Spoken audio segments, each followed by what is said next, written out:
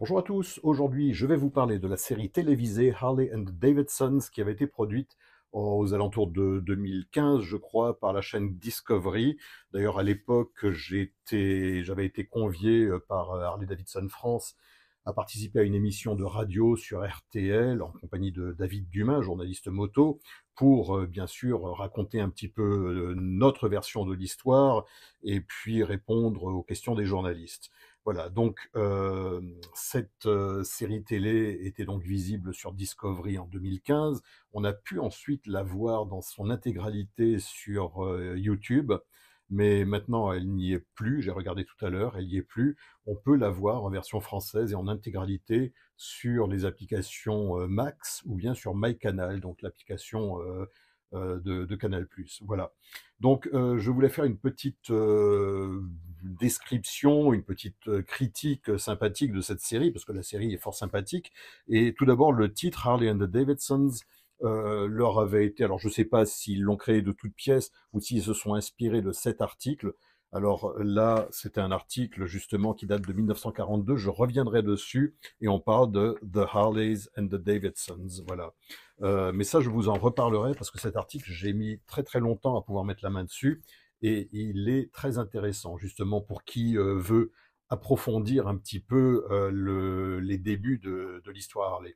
Donc pour en revenir à la série télé, donc elle est très sympathique, mais elle est romancée bien sûr, hein. Alors à commencer par les acteurs, parce que ils ne ressemblent pas, les acteurs qu'on a pris pour jouer les rôles des quatre fondateurs de la marque ne ressemblent absolument pas au véritable fondateur. Et puis on peut douter qu'un gars comme Walter Davidson, qui était vraiment le type très très sérieux de la bande de quatre, ait été un cow-boy bagarreur comme celui qu'on décrit justement dans la série télé. La série a été tournée en majeure partie en Roumanie. On ne sait pas pourquoi ça n'a pas été tourné aux États-Unis, mais sans doute que c'était moins cher de tourner en Roumanie. On y voit la fameuse cabane de 1903, sauf que là, on la voit déjà dans une version un petit peu agrandie hein, de ce qu'elle était à ses tout débuts. De même que l'usine de Juno Avenue qu'on voit par la suite, il n'y a absolument aucun rapport avec la véritable usine de Milwaukee en briques rouges. Euh, les décors de la ville de Milwaukee sont à peu près toujours les mêmes, hein. Ils ont recréé une rue avec des façades en bois et en carton-pâte, hein, j'imagine. Donc le décor est recyclé à l'infini. On y voit quelques devantures de magasins. C'est assez bien fait, hein, quand même. Je ne vais pas critiquer. C'est pas du très très gros budget. C'est pas un truc qui a coûté des centaines de millions de dollars, hein, j'imagine. Mais bon, c'est quand même assez sympa. On se prend au jeu, disons. Voilà, comme dans tout conte de fées, il faut des méchants, donc les scénaristes ont inventé des méchants hein, qui n'ont pas vraiment eu ces rôles-là dans la véritable histoire. Il y a par exemple le PDG d'Indian, qui est vraiment un gars belliqueux, qui a juste envie de faire couler Harley Davidson. Alors dans la vraie vie, il y avait quand même des relations relativement cordiales entre Harley et Indian. Ils étaient concurrents, mais par exemple, les dirigeants d'Harley et d'Indian se réunissaient chaque année en secret pour convenir de leur prix de vente. Voilà, bon, ben, nous on va vendre le modèle 750, on va le vendre tant et tant, le modèle 1200, on va le vendre tant et tant, et puis voilà, donc ils s'alignaient à peu près sur des prix équivalents pour pas se faire bouffer par les potentiels autres concurrents. Voilà.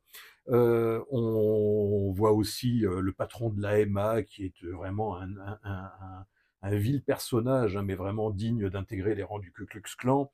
Et puis on invente aussi, je ne sais pas, Edsel Ford, hein, le fils d'Henry Ford, un moment dans l'histoire, qui visiblement veut faire couler Harley Davidson, mais je ne sais pas du tout si ça repose sur. Enfin, moi franchement, j'ai jamais entendu cette histoire. Et je pense que voilà, ça a été énormément romancé. Il y a des scènes de course aussi qui sont assez bien foutues, avec notamment Eddie Hasha qui meurt d'un accident. Donc Eddie Hasha était un pilote indien. Donc dans la série, il a un accident tout seul et puis il se crache et il meurt. Si ce n'est que dans la vraie vie, le 8 septembre 1912, sur le circuit de Newark dans le New Jersey, il a eu un accident vraiment terrible qui a fait un total de, je crois, 12 morts. Quoi, voilà. Non, 8 morts. Voilà. Il y a eu 8 victimes en tout, pas 12.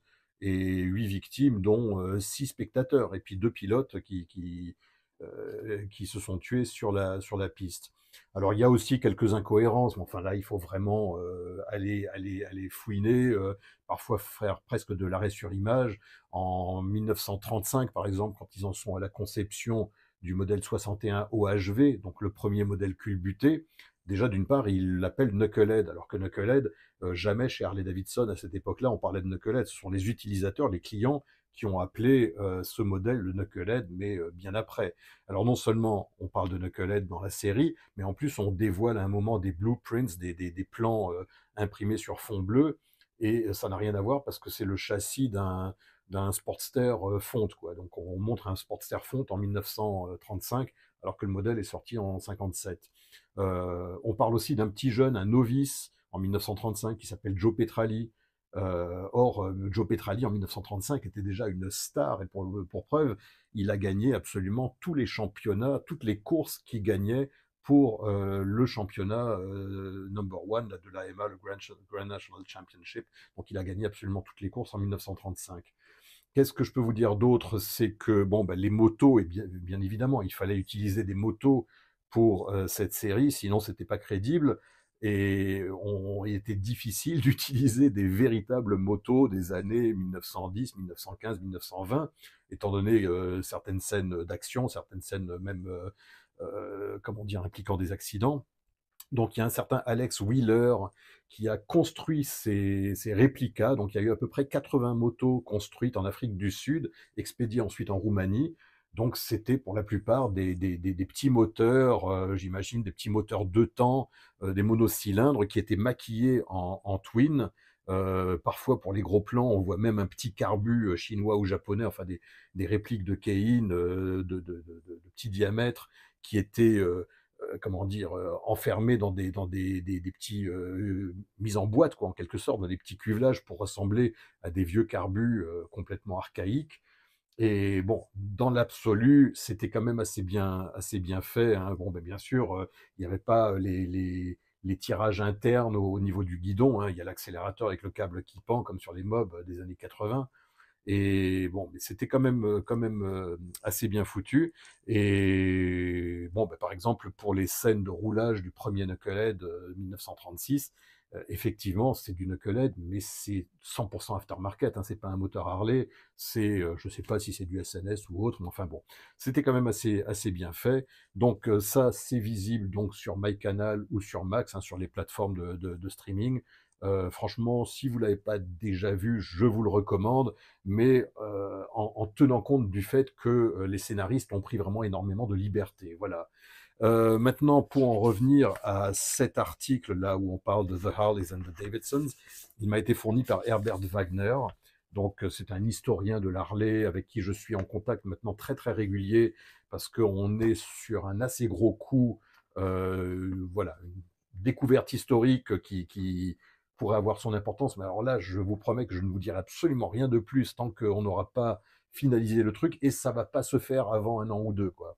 Donc, parce qu'il faut les autorisations d'Harley, et ainsi de suite. Mais enfin bon, ça, je vous en reparlerai très certainement si on arrive à aboutir à ce qu'on veut.